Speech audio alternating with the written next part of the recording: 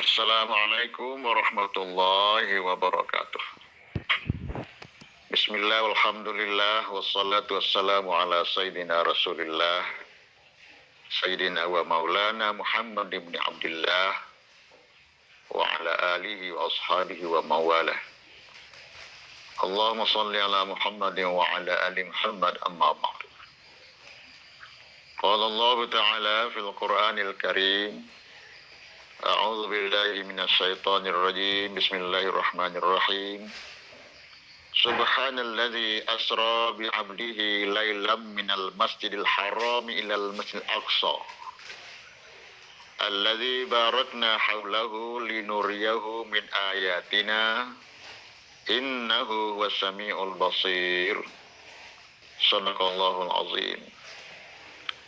Artinya, Maha Suci Allah yang telah memperjalankan hambanya Muhammad pada malam hari dari Masjidil Haram ke Masjidil Aqsa yang telah kami berkahi sekelilingnya, agar kami perlihatkan kepadanya sebagian tanda-tanda kebesaran kami. Sesungguhnya Dia Maha mendengar dan Maha melihat. Surah Al-Isra ayat pertama.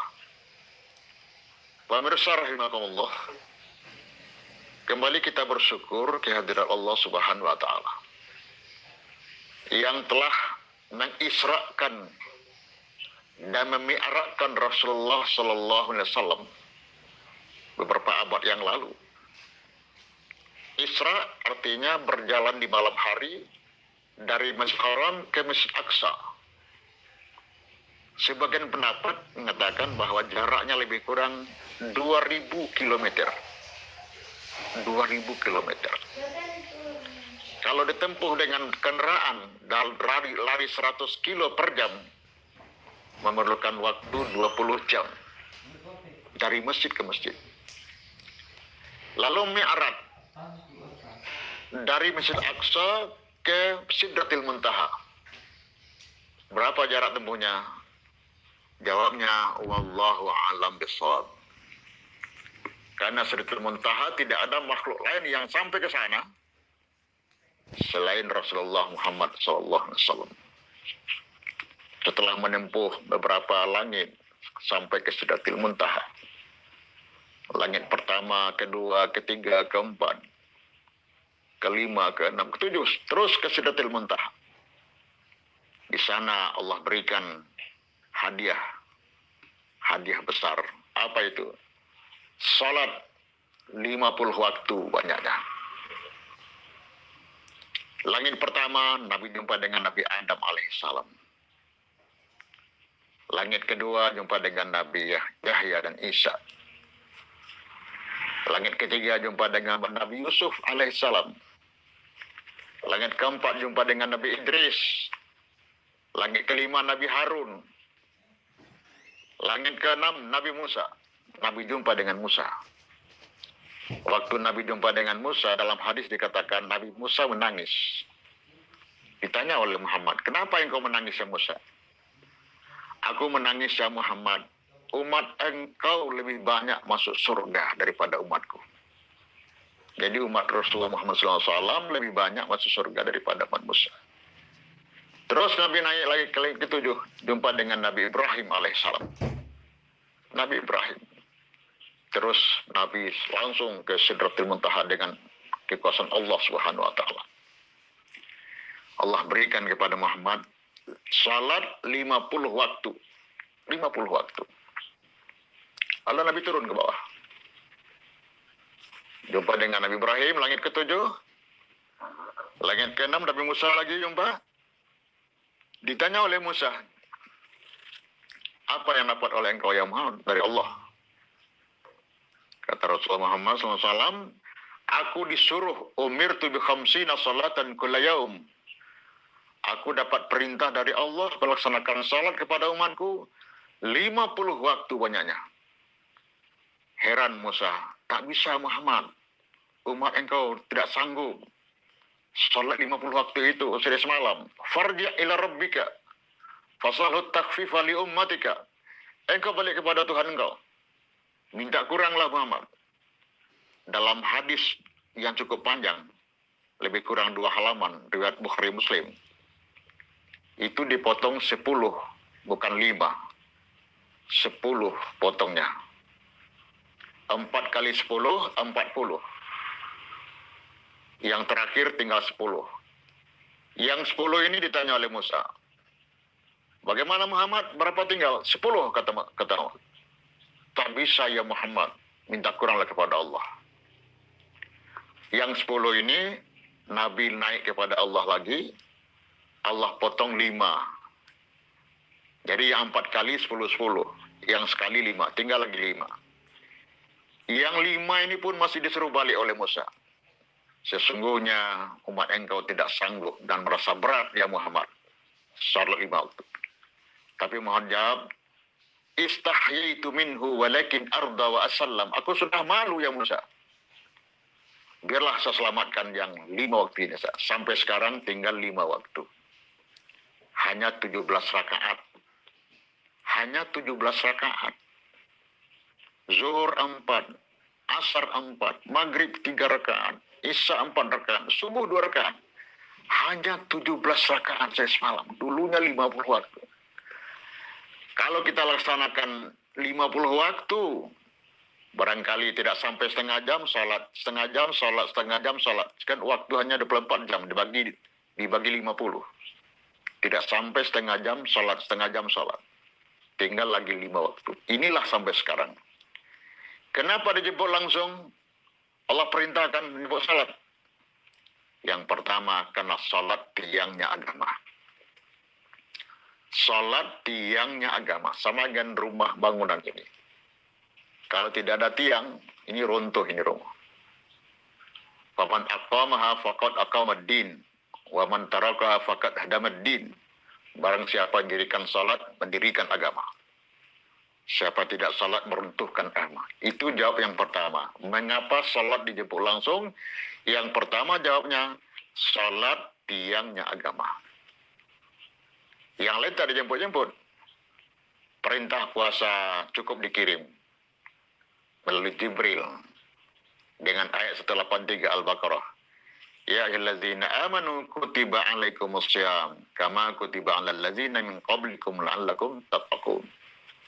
Zakat cukup dikirim lewat Jibril dengan ayat. Haji pun dikirim lewat Jibril, tapi salat disuruh jemput oleh Allah SWT. Kenapa itu? Yang pertama, salat tiangnya agama. Tidak ada tiang, tidak bisa kuat ini runtuh. Akan runtuhlah bangunan itu. Tiangnya. Itu yang pertama. Kenapa salat dijemput langsung? Yang pertama jawabnya, salat tiangnya agama. Yang kedua, kenapa salat dijemput langsung? Karena salat amalan pertama yang akan diminta pertanggungan jawab nanti di akhirat. Kalau salatnya sempurna, diterimalah seluruh amalannya. Tapi kalau salatnya nilainya kurang, ditolaklah seluruh amalannya. Makanya salat sangat menentukan. Sama dengan rapor anak-anak di sekolah. Kita lihat nilai pertama agama. Agama. Di akhirat, nilai pertama kita, rapor kita, salat. Bukan haji. Bukan puasa, ditanya pertama kali, tidak. Bukan zakat, tapi salat. Kenapa engkau masuk neraka sakar? Masalakakum fi sakar? Qalu lam naku minal musallin. Kenapa engkau masuk neraka sakar, kata malaikat. Malaikat Malik. Qalu lam naku minal musallin. Mereka menjawab, kami dulu semasa hidup di dunia tidak salat. Tidak salat. Jawabnya tidak salat. Maka salat, amalan pertama kali akan ditanya di hari kiamat. Makanya sangat penting itu salat. Jangan dilalaikan salat. Jangan tunggu-tunggu waktu. Contohlah Rasulullah Sallallahu Alaihi Wasallam, walaupun seorang nabi, seorang rasul yang sudah dijamin masuk surga, salatnya luar biasa. Selalu salat di awal waktu. Begitu orang azan, bergetar hati kita. Langsung salat di awal waktu. Yang kedua, caranya. Bagaimana caranya? Usahakan berjamaah. Berjamaah. Yang ketiga, tempatnya yang terbaik di masjid. Di masjid. Apalagi kaum muslimin yang laki-laki. Utamakan di masjid. Di awal waktu berjamaah di masjid. Yang keempat, sepanjang hayat. Rasulullah sepanjang hayat sholat di masjid. Di awal waktu berjamaah di masjid sepanjang hayat. Yang pertama masuk masjid Rasulullah. Paling belakang pulang, paling dulu datang. Paling dulu datang, paling belakang pulang. Siapa itu? Rasulullah Shallallahu Alaihi Wasallam. Ini jawab yang kedua. Kenapa salat dijemput langsung? Karena salatlah amal pertama kali yang dihisab di hari kiamat. Bukan yang lain. Bukan puasa. Ada orang kadang-kadang puasa bisa, tapi salat tak bisa. Minta tolonglah dengan sabar dan salat. Ya ayyuhallazina amanu sta'inu bis-sabri was-shalah. Innallaha ma'as sabirin. Hai orang-orang yang beriman, minta tolong kepada Allah dengan sabar dan salat, dengan salat dan sabar. Ya ayyuhallazina amanu sta'inu bis-sabri was-shalah. Hai orang-orang yang beriman, minta tolong kepada Allah dengan sabar dan salat. Dengan salat dan sabar. Ada orang yang salat, luar biasa salatnya. Salat berjamaah. Di awal waktu, di masjid. Tapi tidak sabar dia. Tidak sabar. Sebentar-sebentar emosi. Emosi. Dan menyesali nasib. Menyesali nasib. Mengomel-ngomel. Sebaliknya ada orang yang sabar, luar biasa sabarnya.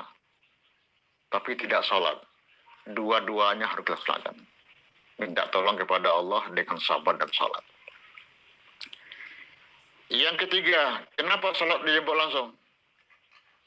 Karena salat pembeda. Pembeda antara kaum muslimin dengan orang kafir.